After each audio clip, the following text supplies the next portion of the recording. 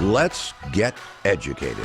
That's why we're here, to bring you the stories impacting K-12 classrooms and college campuses. It's time for a little education. Well, welcome 1, 2, 3, 4, 5, 6, 7, 8, 10, 9, 10, 11, 12. I don't know how many there are out there, but all of you. Welcome to all of you.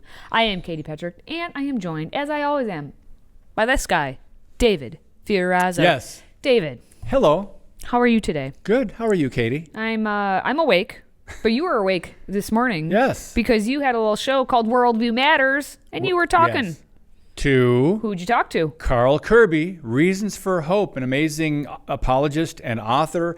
And we're doing a conference together in Green Bay on October 14 called Men of Iron, menofironconference.org, I believe. But we talked to Carl about a lot of things going on in the church and in the culture and why men need to really step up again and lead their households and also speak up on issues that are affecting our country. So that's Carl Kirby today. You can subscribe, please do, worldviewmatters.tv. And we thank you for subscribing and sharing, as we do on Educated. Subscribe and share. And download the app, right, Katie? Subscribe and share and download. Yes. We're not asking too much, are we? Are we? It's free $99, so that's nice. It's just one more little quick reminder. If you go, here. You can catch Educated on the go by subscribing to that podcast on your favorite platform, whichever one that may be. Now, as I'm well aware, the soaring cost of childcare across America, it's now becoming even more expensive for you to put your kids in daycare than to send them to college. True story. True story. My bank account is a testament to that. More expensive to send your kids to daycare than to send them to college, David. What is happening? This is really interesting. So, and they broke it down. We'll get to some of these graphs in a minute. The states where childcare costs more than college tuition. Federal funding for thousands of daycares is set to expire in days. Saving. So here's what it is. I think it's 28 states. So according to this new study by Net Credit, childcare is now more expensive than public college tuition in 28 states, costing an average of $1,031 more a year. So there's one of the graphs right there. Katie, can you see that better than me? Oh, yeah. So we have 50 states in this country, in case we do. You we still did do. Not know. Yes, we do. So if in 28 of those states, it actually costs more for your kid to go to daycare than to go to college, that's over half the country, everyone. It doesn't seem possible, though. Yeah, it definitely, yeah. And we'll break it down in just a bit. Yeah. But as you can see, the more like warm colors, the reds, the yellows, and the oranges, means it actually is costing you more for the daycare. And if it's more in the blues, or even the lighter blues, it's costing you more for the actual like college than the daycare. What's California? That's the only orange. There's orange in Washington. Yeah, there's a difference of $6,862 in California. Washington difference $4,648. But the big ticket items, the big state items, I guess, the number one winner or loser, depending on how you want to look at it, is Hawaii. Hawaii is so expensive. So it costs $21,000 for childcare annually. In-state tuition there is $5,000, which means there's a difference in annual cost of just under $5 shy of $16,000. Wow. So, oh my goodness. The good news maybe is that daycare is maybe 2 years, 3 years. College education is like 4, 5, 6 at this point. So. Well, I see New York in the red. But there's still no. That's still not a New positive, York's red truly. there, 15,951. Yep, New York is next. Yep, that's the differential there. Wow. It's $23,000 for childcare in New York to $7,200 for college tuition. So a difference of just under $16,000 again. It's so like basically New York and Hawaii are tied. They're like $40 off from each other. So it's crazy. I'm looking at this chart we have now. I'm looking for the least expensive. I see Connecticut, the difference 186. Is that right? Yeah, Vermont's actually the least expensive. Okay. It's a difference towards like college costing more than the childcare by just over like $5,423. So, yeah, where is your state? Where do you fall in line? It's kind of interesting when you look at like Hawaii just, from what I understand, because I don't live there, the cost of living there in general is just so high. Yeah, and it's just like, so it makes sense to me, I guess, that yes, obviously then the childcare costs would be high as well. Same thing in New York, same thing in California. So it makes you wonder though, like how much, what Net Credit did here is interesting and fun, but as soon as the federal government gets wind of this, which they probably already have wind of it, of course. What does this mean? It doesn't mean that like we're going to alleviate tax burdens on people. It's going to say, no, we need to give more money. And the only way to give more money to these daycares is to increase the taxes. So you may be like, well, I'm so glad that my kids aren't in daycare, which congrats to you. Or, hey, my kids aren't going to college or whatnot. But it doesn't mean it's not going to affect you. It will still affect you because this is an easy slam dunk win of, well, we're doing it for the children. So we need to raise the taxes because it's for the children, David. It's always for the children. Yes, it is. Well, I noticed Wisconsin, $7,554, the cost for daycare, childcare, and then the tuition, $6,408, and that's a difference of $1,146. I just thought that would be interesting to look up the state that we broadcast from. Yes, and I have 2 kids in daycare, so there's that. There's that. Here's something that I've learned, though. Yes. If you can figure out how to pay for daycare, there is absolutely no reason that your kids go to public school. You can afford tuition. It transfers. You can take your kids from the daycare to a private school because that tuition, if you can make it work and you are able to live on that, then you can continue that on and those kids can not have to go to public education. That is an excellent point. That's because people come up with a lot of reasons. Maybe some might call them excuses that, we can't homeschool, can't afford it. Well, how much are you spending for daycare or babysitting or whatever else? Well, and that's why a lot of people, again, we've done the story talking about, reasons people homeschool. Financial reasons, though, how much would it cost to, one parent stay at home, be a stay-at-home parent versus how much you're paying in daycare costs per year? How many kids are you having? I think once it gets to 3 kids, that's where it makes a huge difference. If you're talking now $21,000, if you have 3 kids at a $7,000 or more, depending on where you live, that makes it really like maybe it's not worth 2 parents working and putting the kids in daycare because financially it doesn't make any sense. It doesn't make any dollars and cents. It doesn't. And that's just coming from the pure economic side of things. Yeah. Not anything else. Well, still to come, author and lawyer Heather McDonald goes into the lion's den, dropping truth bombs that progressive activist students refuse to accept about black privilege when it comes to college enrollment. We'll show you the heated exchange when we come right back.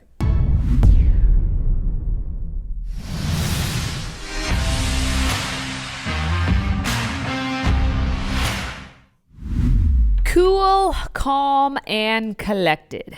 That's what they call me. No, they don't. But it is one way to describe Heather McDonald, who is a best-selling author and a political commentator. There's a lot that gets thrown at her when she goes to speak. Yep. And she, they try to ruffle her feathers, but she's an independent thinker and she tries to encourage others to think independently, and that gets them all ruffled up and riled up and trying to catch her and make her, make a viral YouTube clip or TikTok clip or whatever the heck they're called. But Heather McDonald is too smart for these people.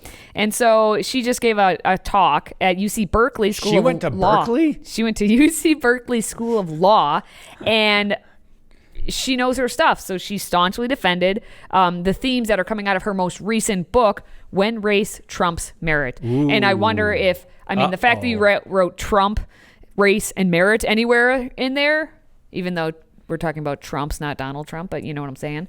That alone will unleash the hellhounds. All right.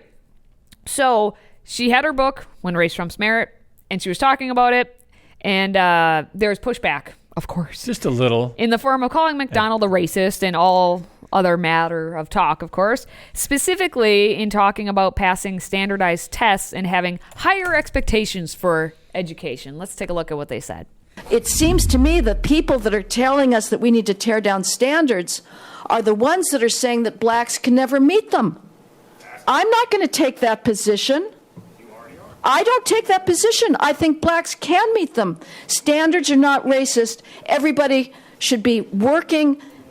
The family culture must support a culture of high academic achievement. That's what we see in Asians, and they're whooping everybody's ass. You walk down the hall, it is disproportionately Asian because those parents are monitoring their children's homework. They are setting high expectations of doing homework, of passing tests. They are riding their kids relentlessly, and all of us are falling behind in comparison. I believe that that is possible for all groups if you put in the effort. Ooh, effort. Uh-oh. No, yeah. See, merit. That merit thing. Merit. That whole merit work. thing. She's not wrong. But no one wants to hear the truth.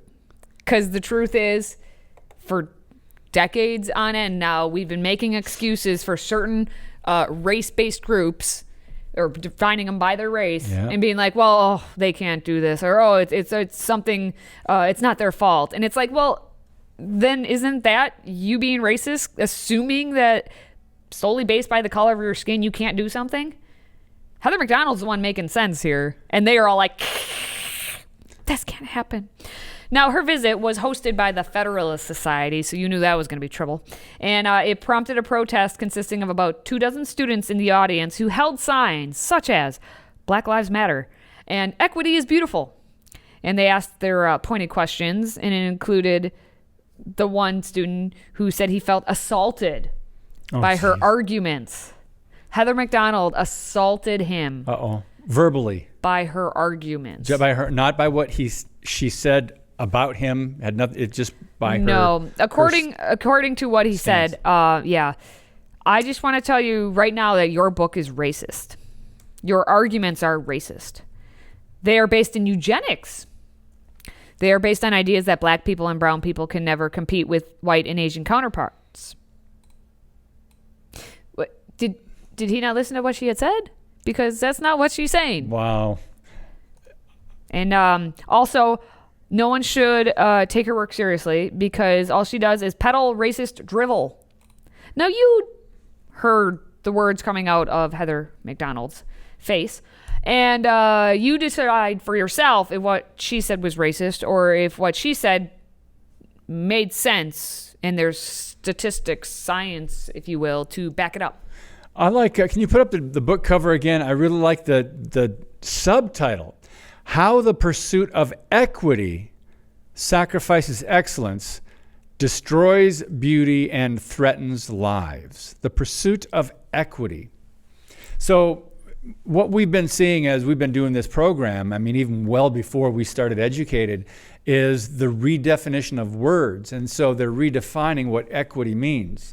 Equality, equity, and of course, equity is right smack in the middle of the Marxist-driven diversity, equity, and inclusion. Diversity. Equity. Or die, as Katie likes to say. She switches them around. I do. Now, you are an author there, David Fiorazzo. Ma'am. You can get his books on the Amazon and wherever the else. Amazon, and everywhere else. So it's quite, I mean, what a compliment for a fellow author to highlight and feature another author's book cover, as you will. Do you have a book coming out anytime soon? It's coming out probably before Christmas.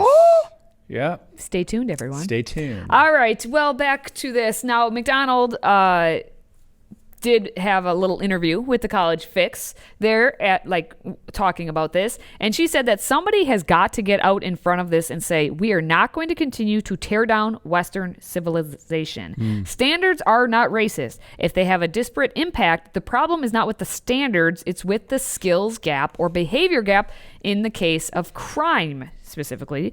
And I don't see conservatives even willing to say that right now. Fact check true. We need you. Boom. You talked with Carl Kirby about men and Men of roles. Iron and standing up and saying things. Well, where's half the country should be standing up right now and saying things that are true. We've got a lot of work to do. And as McDonald put it, We are going to self-destruct as a civilization unless we are willing to speak the truth about the real reason for racial disparities.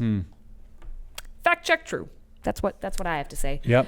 Well, we don't fact check true at college universities necessarily. Arizona State, you're one of them that's not doing it either. They're now teaching students that capitalism is a hallucination. Yes, hallucination that paralyzes the population, and socialism, well, that is built on and around science. Science. We're going to debunk all of that craziness next. Today's show is sponsored by our friends at MyPillow. Save up to 66% on pristine quality bedding, towels, slippers, signature pillows, and much more when you use the code EDUCATED. That's EDUCATED. Educated. Support this show and a great American company.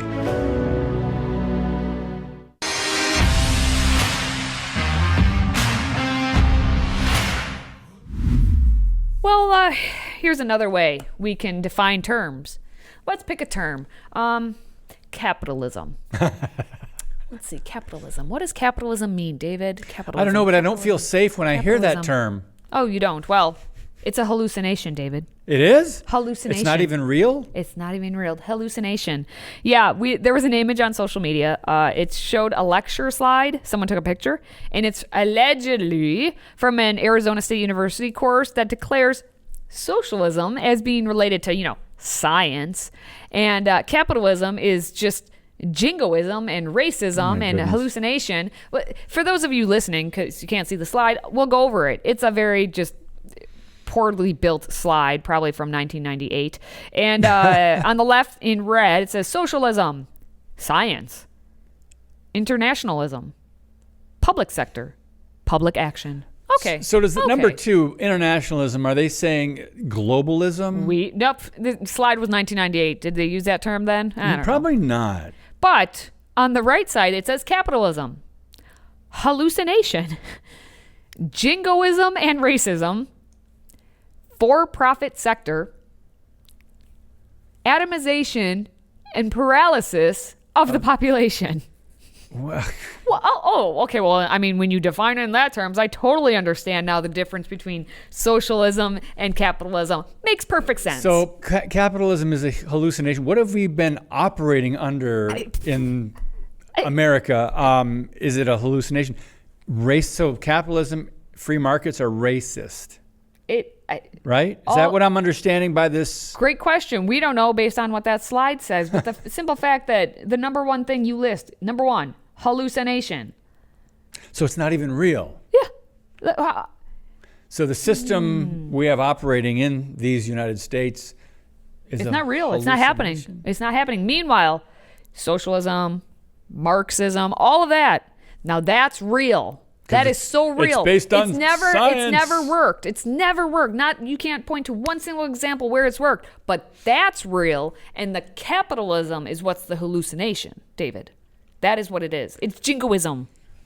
It's jingoism. Whatever that is, but this is an alleged Arizona State University course. Yeah, Charlie Kirk's the one who put it up, and he said this is from an actual college course at Arizona State University, a taxpayer-funded university. Why do we pay for this garbage? We should stop. Well, you are correct, Charlie. We should stop. Yes.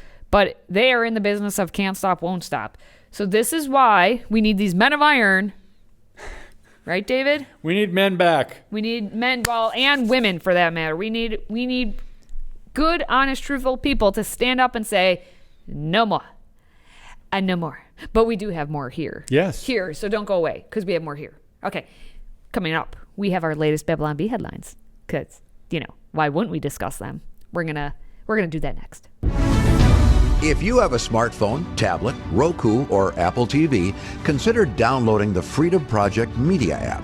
It's 100% free and includes all of our weekly shows, plus lecture series, archive programs, and award-winning animated videos for families like the Presidential Minute, Battles of America, and Heroes of the West.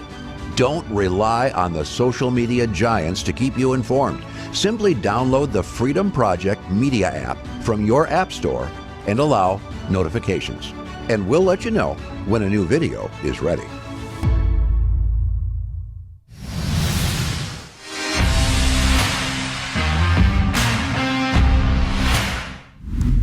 Before we wrap up the show for the day, let's take a look at everyone's favorite satire site, the Babylon Bee.